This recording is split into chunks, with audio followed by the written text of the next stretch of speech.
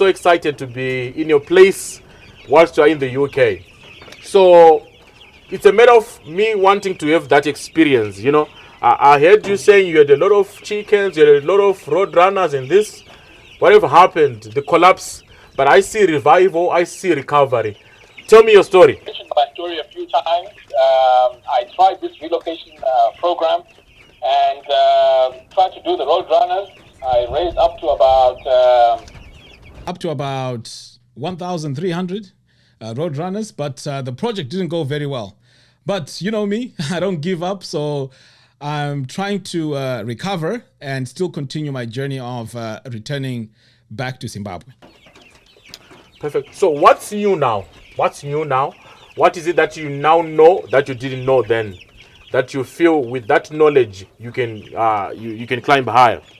Okay, that's a very good question. What I know now is when it comes to relocating, you're going to need some sort of money that you can use that you are making every day. And in order for you to make that money, you need to sell something on the ground. So specifically, when it comes to my projects regarding farming, I decided to go for the broilers because it's a quick turnaround. And when it comes to the cash flow, at least I don't need to spend a lot of money and wait 16 weeks for me to start making money. I can start making money after 6 weeks. And even in this process, it's still a learning curve. And I've decided to start very, very small. And if that model works, I can then multiply it and make it bigger and bigger. Yes. So I've been just taking a tour. I saw the road runners, the ones that are, I think, 2 weeks old. And also I saw the ones that are, I think, 4 weeks old. Besides the road runners, what else are you doing at this place? Actually, those are not road runners. Those are broiler chickens. They're not road runners. Yes. Thanks for that. I meant broilers. Sorry. I meant broilers. Yeah. Yes. So you asked what else am I doing? So the other projects I'm working on is growing some Moringa trees, because I did some research online and I realized that Moringa trees are very easy to grow, and also I can actually use the leaves for my feed. Eventually I want to make my own feed, and I know Moringa leaves are very they're high in nutrition, so I can actually feed those to the chickens. Eventually I want to have my chickens to eat plant-based diet, which is pretty much something I create myself.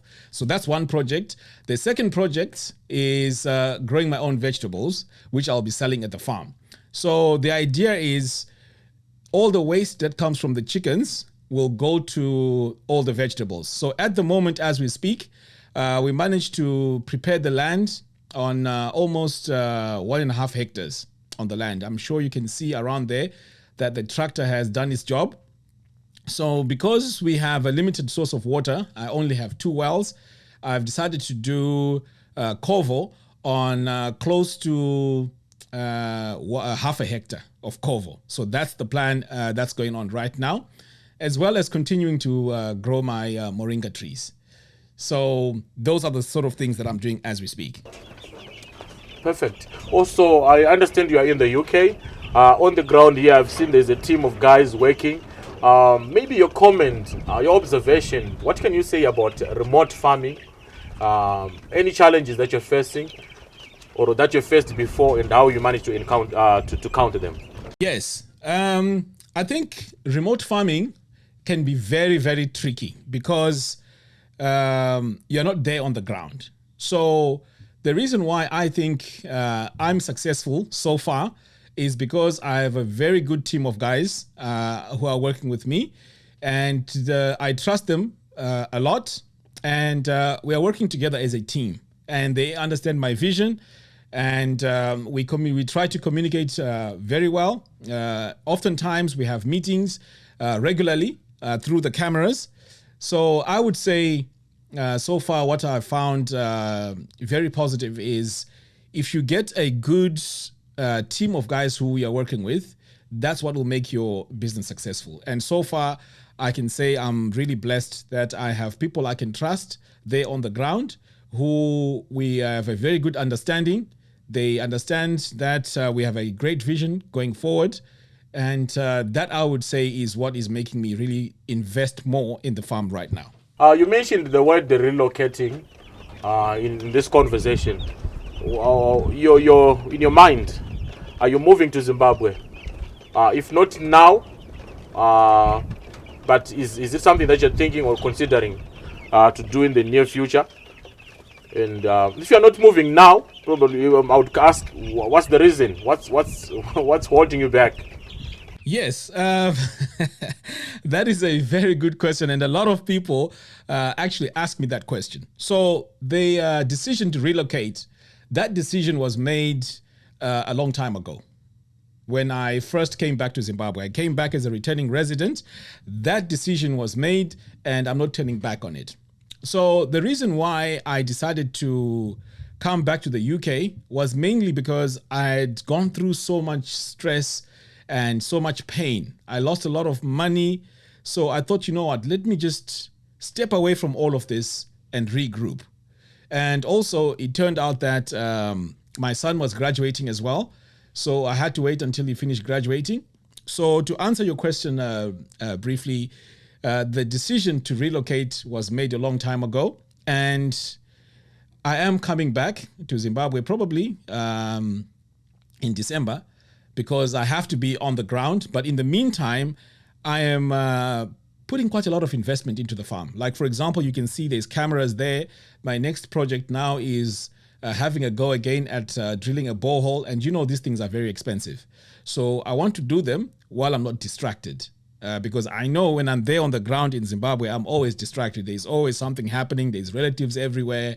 And once you go to the farm, you can't leave because things need to be done. So I know that when I'm here in the UK, for example, I don't have to do all that running around. So I'm more focused on working and making sure I raise all the money that I need for my projects.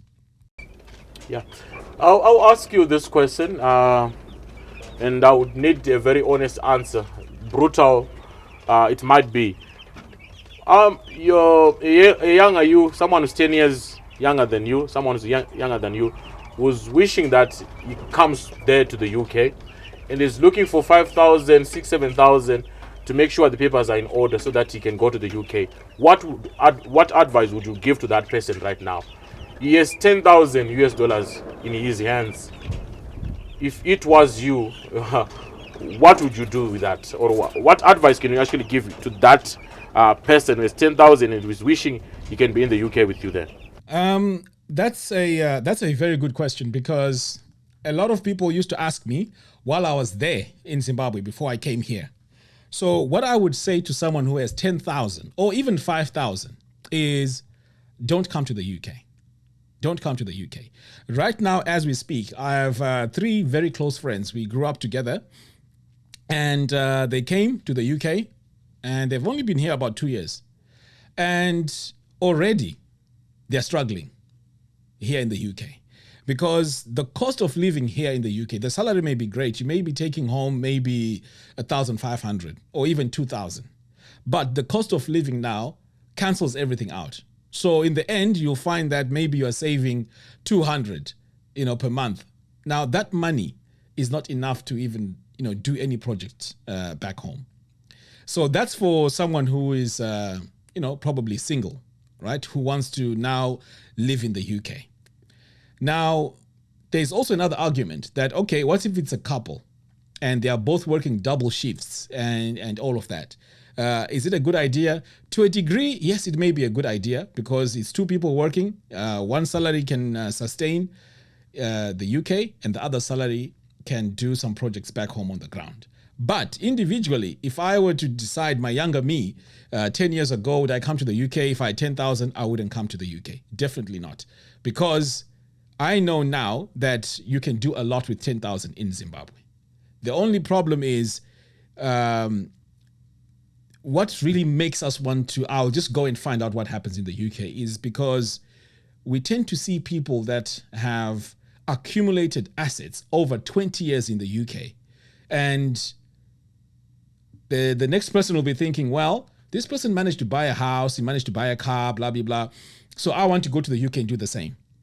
Well, things have changed now. The UK is not as it used to be 24 years ago. Things are changed. Secondly, for you to be able to do those things, it's going to take you another 10, 15, 20 years to achieve that. And it means working like crazy, no social life. And if you have kids, it's going to be very difficult to raise your kids here under those working conditions. So I would say, no, do something with that money back there in Zimbabwe, and slowly, you'll gain experience and your money will go very far. It'll be a huge investment. Yeah, what great advice there. Then also, maybe the other question that is a follow-up question to that is, there's someone who is in the UK, who has been in the UK for the past 10 years, 15 years, who's also tired of the black taxes, among other taxes that comes with staying in the diaspora, and is considering coming back to Zim. You were in Zim, you were on the ground, you had your personal experience. Before that person comes to Zim, before that person relocates to Zim, what advice, or maybe 3 or 4 pointers that you'd give to that person to say before you relocate? Because we want to avoid a failed relocation, or a whereby someone comes in after 3-4 months, he said it's better go back to the UK. What maybe your main 4 or 5 pointers that you would say, consider this before you relocate? Fantastic. That's a very, very good question. So if you want to relocate, you've been in the UK 10, 15 years, or even 20 years, there are very serious things you need to consider. Relocation is a very serious decision. It may seem like, in most cases, it's done emotionally. People just say, you know what, I'm tired of working, I want to go back to Zimbabwe, or I want to go back to whatever country you want to go. That is an emotional decision. Any relocation has to have a plan. And money alone is not a plan, because I've lost a lot of money, tens of thousands. I had the money, but the money alone is not a plan. And even looking back, even my decision was emotional. I was tired, but I didn't have a solid plan on the ground.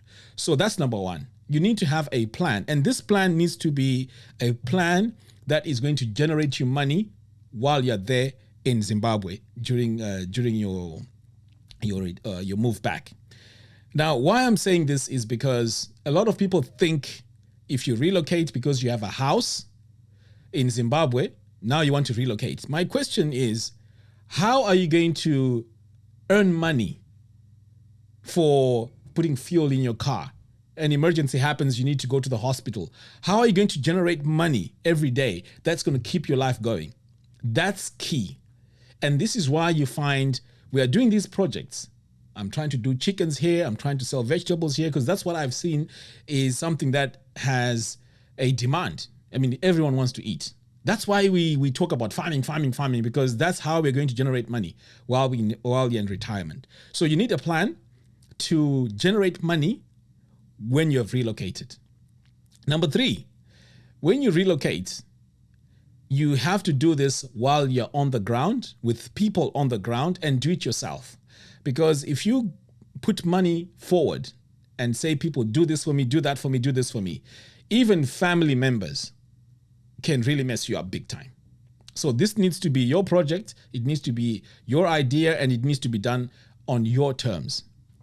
Then the other thing I also want to talk about is when it comes to relocating, do not look at, you know what? Mr. Chirume there, he's managed to get this, he's got that, Ruwa Organics got this, he's got that. I would say work in your own lane, right? Have your own race. You don't know the income that I've accumulated, how much I've saved to compete. So the moment you start competing, you're going to put yourself in a very serious situation. You're going to be so stressed. So you have to run your own race. Do things according to your own pace, and that way you'll be less stressful. So what I'm basically saying here is, do things that you can manage. Don't put yourself under a lot of stress when you're deciding to do this relocation. Otherwise, it's going to be very painful. And lastly, I would say during this relocation as well, don't try and live your life above your means. Just do what works for you there. I'll give you a quick example. I shipped my car over there, Discovery. I'm sure you've seen it in some of my videos. That car has been giving me problems, right? So while I'm on the ground, I'm trying to get spare parts to get it all sorted because I was scammed, when I took my car to get it fixed. But believe it or not, I was using combis to travel to a point where people were saying, uyu mdala uyu akadipotwa. Do you see what I mean? Because I'm not going to force myself to buy a car under pressure. No, I'm doing what's working there because I know my investments are going towards my farm. So I'll have to work with what's there. So those are the sort of things that I would say you need to be aware of before you relocate. Hey, thank you so much. My take one point there is it does not have to be an emotional move where you just all of a sudden I'm going to Zimbabwe. I'm going back to Zimbabwe. It has to be a well-planned thing, well strategized, and most importantly, the source of income has to be there. Where are you going to get the money? Yes, you come with a car that was from South Africa. We get those free duty thing for those coming home citizens. I'm not sure of the name that they give to it, but you also need to have something on the ground. So I think let me take time to just enjoy your space, to just go around seeing what's on the ground. Maybe your parting shots, your parting words to those who are listening to you, who are also watching you on this YouTube channel, your parting words. I would say when it comes to why I went into the chickens, it's because I'm passionate about food. I have an emotional story that I will share with you, and that is, when it comes to health, we don't take health serious sometimes. We take it for granted. I mean, when I was younger, I used to, eat anything, cakes, whatever. But now I'm starting to realize that the body itself, as you get older, it needs to be healthy and functioning very well. Things like high blood pressure, things like diabetes, all these things, these are things that I'm very scared of. So my passion behind this project as well, I'm not just doing it to just sell chickens or sell vegetables. These vegetables and chickens I want to sell are chickens and vegetables that are organic, whereby if you eat them, you're going to get all the nutrients you need.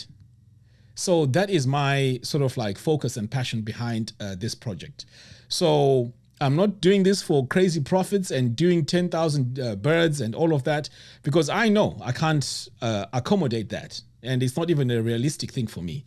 So I want to sell, what I can manage, but I also want to have that satisfaction that if you're going to be buying my chickens or you're buying my vegetables, whether it's onions, tomatoes, whatever it is, you are going to benefit a lot from it health-wise. That is now my drive. And if I can achieve that, I think that will be something that I'll be very proud of, because what I've noticed while I was on the ground there, a few places where I've gone to eat chickens, I realized that the chickens were not raised properly. That's number one. And when it comes to the vegetables, there's a high use of fertilizer. Okay. And I have my views on fertilizer. Commercially it works. Of course, you can't do farming on organic and feeding the whole nation. So I understand why it's done. But for me, I rather not eat foods that are grown using synthetic fertilizers. I would rather do this organically, nice and slow. And that is the movement that I want to have. And if I can have, a few people that have that same belief and love that food, those are the people that I want to have in my circles as I go into my retirement. So those are my words. Thank you so much for allowing me into your space, and thank you so much for talking to me. Wow.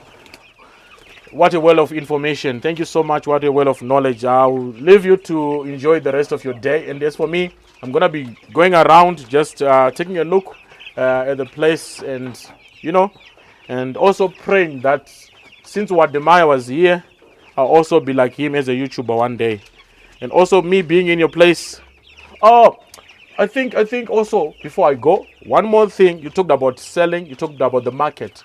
I understand that some people who are here who might need the chickens. How are you selling them? Where are they available? Are you selling them live chickens or dressed? Right. That is also a very, very good question. So at the moment, the way I want to sell these chickens, I want to sell them online on ruwaorganic.com. So I want people in the diaspora to order chickens for their families through the website, and then we deliver on the ground.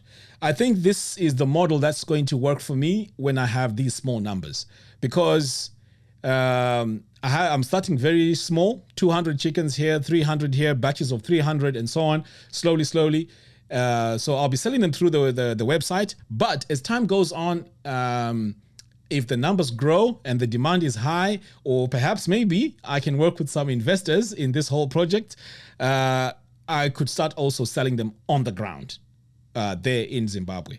But for now, I want to sell them through online so that anyone in the diaspora who values high quality, foods, chickens, and vegetables, if they buy through my website, I think that will be fantastic. So that's the plan right now. But of course, if you are also in Zimbabwe and you want to buy online, you can go ahead and do that, and then we deliver on the ground. So that is how I'm going to be selling them. But as I said, these are the initial steps, and that's the idea I have for now. So I've put a website up, ruwaorganic.com. You can leave your name, phone number, and email address so that when the batches are ready, I can notify you via WhatsApp or email, and then you can order online, and then we start delivering the chickens. But one thing that you'll be guaranteed is you're going to be eating a chicken which is free from antibiotics, any growth hormones. This is going to be a natural chicken. It won't be as big like how those other chickens are, because of course we're growing them naturally. But one thing I can assure you is you'll be getting your full nutrients, and you'll be getting a really tasty chicken. Yeah, thank you so much for your time. I think people have learned, people have taken notes, and I myself have been really blessed. I also wanted to say I've been following your videos, and you're doing a fantastic job. Believe it or not, when I watch your videos, not only are they entertaining, they're very engaging, and I also learn a lot from your videos. So I also want to encourage you as a fellow content creator that do not slow down on what you're doing. Carry on what you're doing. You're doing a fantastic job. And look, now we've met, and you are at Ruwa Organic Farm, and this is through us just being online. This is a fantastic job you're doing, and I would say carry on doing this. You are helping a lot of people, and you won't believe how many people are benefiting from your videos too. So I would say please continue doing what you're doing, and let's support each other. If you also need anything from me, I'm very happy to help you, as a fellow brother. So I just want you to bear that in mind as you take a tour of the farm. And I also appreciate the fact that you've taken your time out to go to the farm and be my eyes on the ground for me, and so I can see at least what's going on before I come there in a few months. So thank you so much. Hey, thank you so much. It means a lot. I'm out of words, but thank you so much. I've been learning a lot from you, and also now that we are connected, I believe that we're gonna go far. We're gonna tell the good story of Africa, the good story of Zimbabwe, and let people know that it is possible to invest and make money in Zimbabwe, and to have a very successful relocation. Thank you so much. Yeah.